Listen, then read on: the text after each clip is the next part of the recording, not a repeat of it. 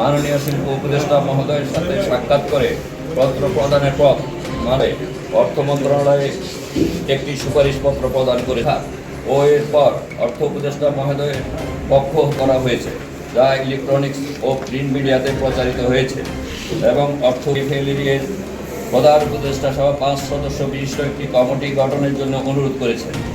বেতার সেক্টরের পক্ষ থেকে আমরা নিবেদন করার পর অবশেষে 5/1/2025 তারিখে বাণিজ্য মন্ত্রণালয়ের অতিরিক্ত সচিবকে আহ্বায়ক করে একটি কমিটি গঠন হয়েছে। কিন্তু দীর্ঘদিন পর্যন্ত সরকারের উচ্চ পর্যায়ে বারংবার আবেদনের পরও অদ্যাবধিত কমিটির কোনো সভার আয়োজন করা হয়নি এবং 25/5/2025 তারিখে ট্যানারি শিল্প মালিকদের চামড়া ও ওইটুকু চামড়া রপ্তানির আত্মঘাতী সিদ্ধান্ত নিয়েছে।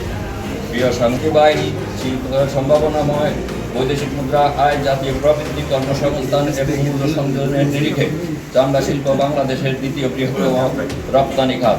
আপনারা অবগত আছেন, কর্মসংস্থান ও মূল্য সংযোজন বিবেচনায় 1990 সালে ওয়েটগুলো চামড়া রপ্তানি বন্ধ করা হয়। ইতিমধ্যে স্থানান্তরিত চামড়া শিল্প নগরীতে ট্যানারি মালিকগণ কমপ্লায়েন্স চ্যালেঞ্জ মোকাবিলা করেছে।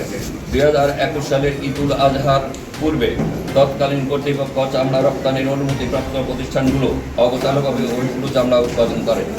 এত বড় ব্যবস্থায় সংগৃহীত কেমিক্যালস ব্যবহারের উদ্দেশ্য ব্যাহত হয়, পরিবেশ দূষণ বৃদ্ধি পায় এবং ট্যানারি মালিকদের মধ্যে সম্প্রীতি নষ্ট হয়।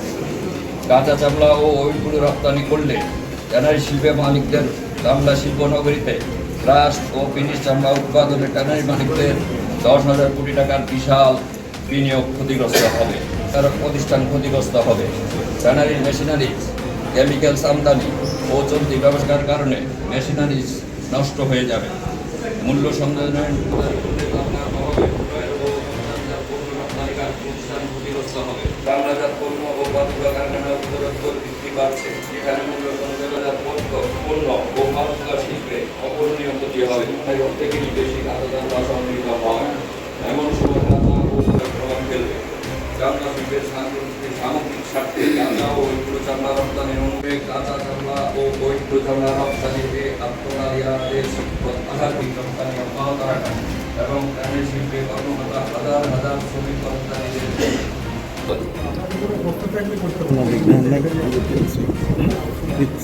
ওই কি করার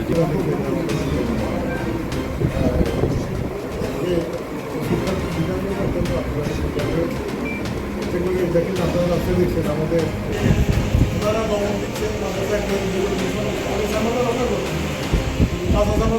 কারণ এই সামলাটাকে আগে চুক্তি করতে হবে, চুক্তি করে এটাকে এখান থেকে চলে যায়, তাহলে আমাদের শ্রমিক বেকার হয়ে যাবে। আমাদের ব্যাংকের দায়িত্ব আছে, আমাদের যারা রেগুলার তারা আমাদের